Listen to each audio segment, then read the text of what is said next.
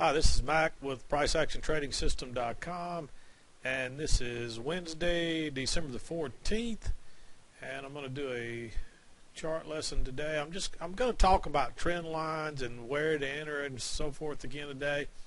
What brings this up? I won't call any names, but one trader has sent me a couple of messages today with some confusion about when you can enter around dojis and when you can't, and it can be confusing because there's many times you don't want to enter below a doji, and there's other times when it's fine to enter below a doji. So let's look at a few dojis today and look at where it is okay to enter below one, and then where you probably shouldn't enter below one.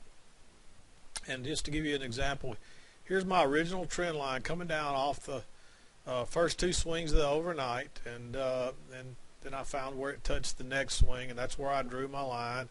And so you can see it came back into play here around between 9:30 and 10 today, and it held all the way down through here. So that was obviously a pretty valid trend line. And then we finally had the break of the trend line. And here's the question. Here's the hard part to figure out. We don't know when necessarily the correction is going to be over and the retest is going to start. But we know we're likely to get a retest. And then here comes the retest down to a new low.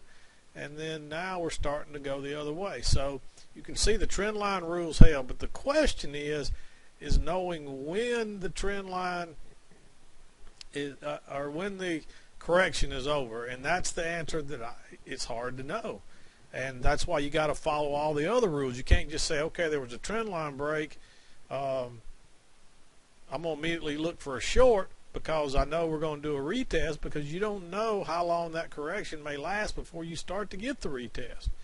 And there's never anything written in stone either, so you still have to follow all the other rules in trading, which tell us that when to enter and when not to enter, all the other price action rules, I guess I should say. But usually when you get your trend line, if you copy that and drag that down to the lower side of the price action, that'll give you your lower side of, and you'll usually get a channel.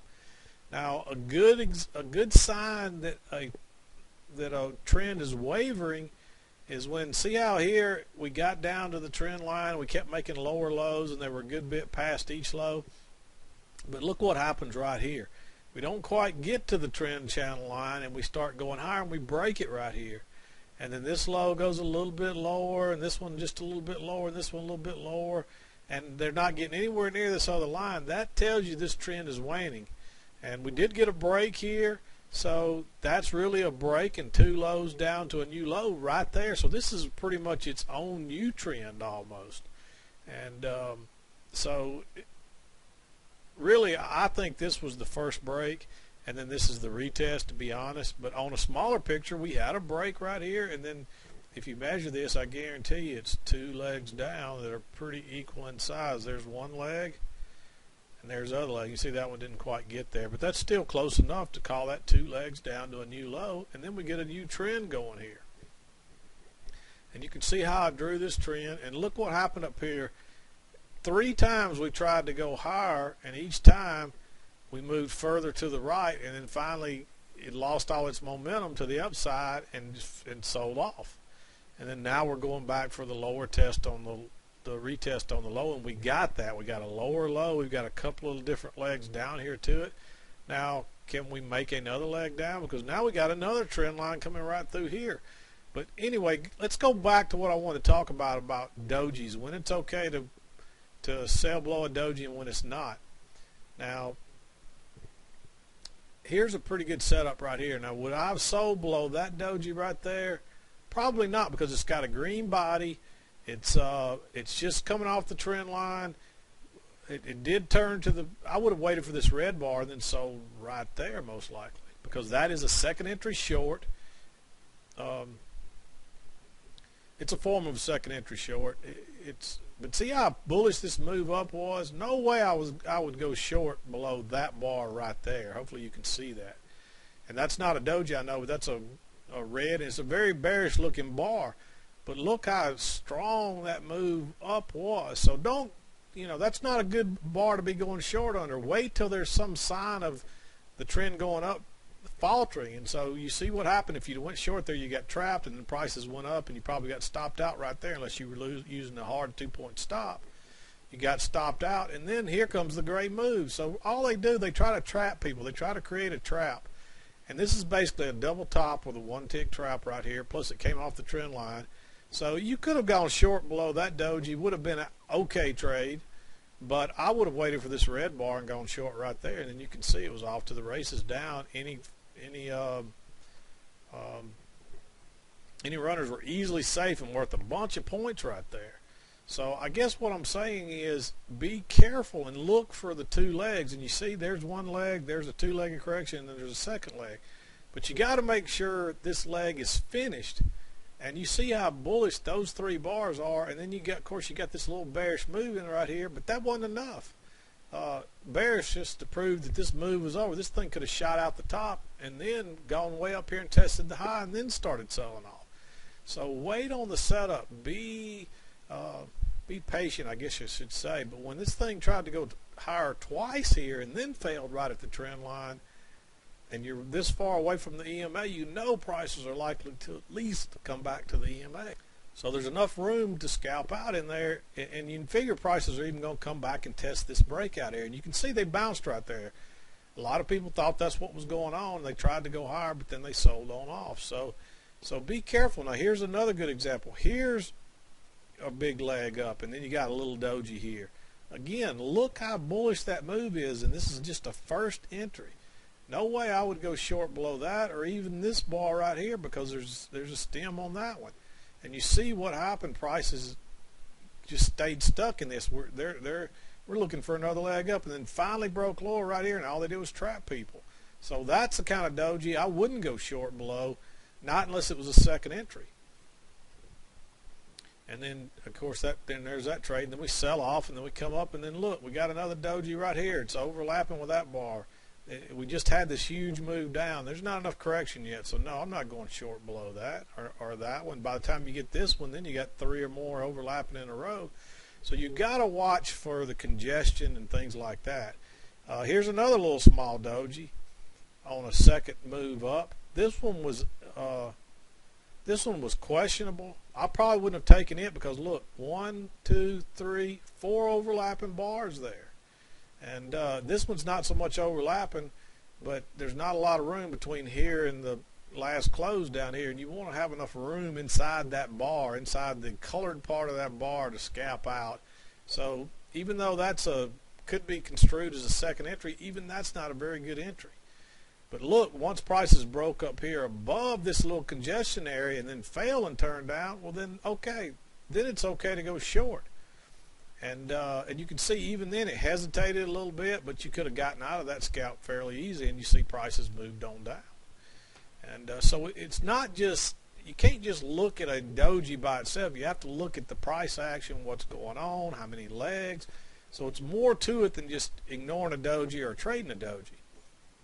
So we come on down here. Here's another doji, and look, we got 1, 2, 3, 4, 5 overlapping bars. No way I'm going short below that doji. And you can see prices broke lower.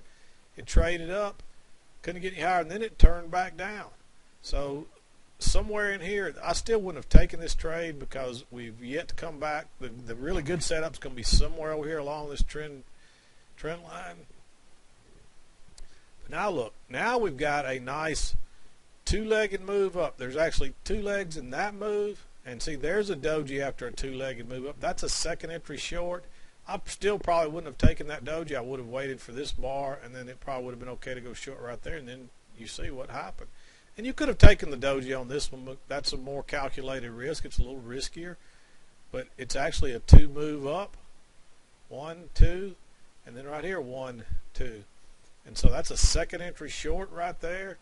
And you got enough room. And this whole bar is not, I don't think there's quite enough within that green bar. So that one's questionable, even though you see it worked. But it's different because there was a two-legged move, and generally you're going to have a nice move. But this turned out to be one leg, and then you pull back, and then here's your second leg. But here again, we've got a doji right in the middle here with no body at all. This looks like a doji, but it actually opened on its high and closed on its high. So That's still showing bullish strength right there after all those bullish bars up. Nah, no way I'm going short right there. Even though that's 2 legs up, I'm going to wait to see, because what they usually do is they entice everybody in. And that trade would have worked if you'd have taken it. It looks like it would have worked. Let's just see. Entry would have been 1075, and that went to, yeah, that trade would have still worked, but no way I would have taken that, because what they try to do is they entice you in and they bring you up and then they trap you out right here. They hit all of these stops and they trap everybody out, and then look what happens. Then the really good move comes. Same thing right here. You had this bearish bar, it broke below, and then it reversed and went out the top, ran everybody's stops, and then it took off lower. So just be patient and wait on the trap when you get up here. Sometimes it'll do just like this, touch and then turn down, but still, if you look, there was a trap back here because you had all these overlapping bars and it broke higher first. So wait on some kind of a trap in most cases. And you can see that's what happened here, and then prices reversed, and boom, it was off to the races down again. And here you had 2 overlapping. By the time this bearish bar set up, you had a bunch of overlapping bars. You see it still worked, but it's questionable taking that short, and you're better off to wait on a better setup. Same thing right here. You had this doji looking, but had a green body, closed too close to the high. Prices broke lower, and then even broke below the red bar, and then look, it tried to reverse again and then turned down. So going short right there would have been the better play. And so always remember, they're going to try to trick you the first time. Same thing up here. You had this high, prices reversed off that trend channel line, and look, you could have gone short right there, but whether or not you'd have got out is real risky. But then it shot higher and failed and then turned down. And let's see if you could have gotten out of that one. I don't even know if you could have got out of that one. Entry was 12. Now that was a 4 tick. You needed 1 more tick. It's possible you would have gotten out of that one. And if you'd had your stop 1 tick above, you'd have got stopped out right there. But look, by the time we got over here, we had all these overlapping bars. And then there's your trap. It finally broke higher by a tick above that little double top. And then the sell-off becomes. So there's too much. Actually, this would have been a counter trend trade up here until we had that trap. I should have been looking from the low side. But look, you had your nice, you're coming back to the trend channel line here, and you had your nice bullish bar. This is the first one. And prices broke above it. And look, they trapped everybody, ran down here, ran out the other, stopped everybody out right at the trend line, then reversed. There was your trap. There's where you get long, and boom, look, it was straight up. That was an easy, that trade probably didn't take you 2 seconds. Probably lasted all of 10 seconds. So watch for the trap first. Be aware of what they're going to try to do. They're going to try to sneak you in early. Now, occasionally you'll miss a good trade like this. Like here's one. If you'd have gone long above that doji, that was an easy trade. And if you didn't go long there, you probably missed out on a good trade. But that's okay, because it's better than getting trapped like right here or over here or right in here and give them your money. There will be don't be eager to enter, I guess is what I'm saying. And don't be eager to, because you think you're going to miss the trade. That is a surefire way to make sure you give them your money. So anyway, just think about what we talked about here about dojis and when to enter. Always expect a trap.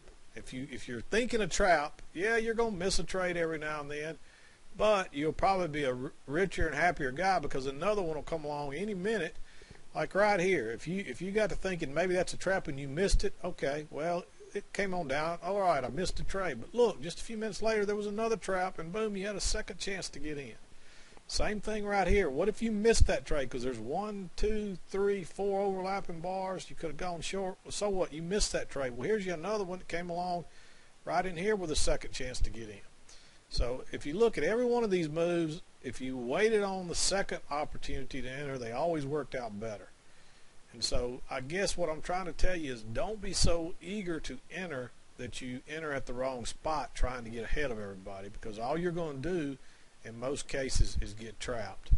And I see this every day. I get messages from traders, and if you're thinking I'm talking about you, I'm probably not, because I probably got several emails with the same thing today. So I'm not picking on anybody. If anybody recognizes that they know they sent me some emails regarding dojis or getting trapped or anything like that today, I promise you I'm not picking on you. I'm just trying to uh, give you another lesson on how to manage these things and how to watch for them. And again, there can always be a great setup, just like, let me just find one. I mean, sometimes there's some really great setups that just fail. I mean, not every trade works 100%. Sometimes they fail. If you're paying attention to what you're doing, though, and you're not entering too low, generally you're not going to get trapped. But occasionally there are some really good setups, and you just get trapped. And it's, you know, it's as simple as that. And usually, if you're not counter trend trading and you're staying out when there's congestion, you're generally going to be okay. But I don't even see a good trap today, except for maybe this one right here. There's a perfect short trap. If you entered on that inside bar, you got trapped, and you probably, if you had your stop one tick above this high, then you got stopped out just before the big move. So that's a trap. And when you realize that that's a short trap that then turns into a long trap, then those are the best kind, because look at that. Boom. Because all these longs thought, you know, we know not to go long here, but we shouldn't be too eager to go short either. And by just being patient, you could have waited on that long trap, and then you enter. A double trap is the best it gets, and you see what happened right there, because it was a short trap that turned into a long trap, and I call those double traps. And boom, there was the sell-off. And here is a trap right down here, the short side. You had a little two-legged move. You had your first entry short and a little pullback, and that was really on a smaller table, was a second entry short, and it failed. And look what happened when it reversed. They hit all these stops and scared everybody out, and that's why that's such a bullish move. So after such a bullish leg up, wait, be patient, don't be too eager to enter. And here's another long trap. That's all this is right here. You know, we're working higher right here, and then prices looked like they were going to turn down and trapped everybody short and then turn back up. And this is just another double trap, just like this. This is just a repeat pattern of this back here on a little bit larger pattern. The bars are a little bigger, and you see prices started to go lower, bounced and went higher and broke higher, and immediately trapped everybody and then turned down. And so watch for these traps, and that's what this is right here, a trap. Prices broke higher above that big bullish bar, but you want to know what could have kept you out of that? Really starting right here. 1, 2, 3, 4. There's 4 overlapping bars when it broke higher right there. No reason to be going long right there. Just sit and wait for it to break out the low side and hopefully trap everybody just like it did. And then it turned into a breakout pullback long, and there it went off even higher.